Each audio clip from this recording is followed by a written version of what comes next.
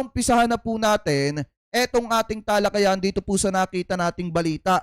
Ano po, galing mga kababayan, dito sa Abante TNT Tunay na Tablodista. So sabi po kasi dito mga kababayan, eto daw pong si BP Sara or etong si Sara Duterte, aminadong naging cold or malamig sa kanya etong si Senator Amy. Bakit daw mga kababayan? So eto, basahin po natin etong nilalaman ng balita. Sabi po kasi dito, eto daw, aminado si Vice President Sara Duterte na tila naging cold or malamig ang pakikitungo sa kanya ng kaibigang si Senator Amy Marcos or si Senador Amy Marcos matapos ang maging birada niya sa kapatid nitong si Pangulong Ferdinand Bongbong Marcos Jr.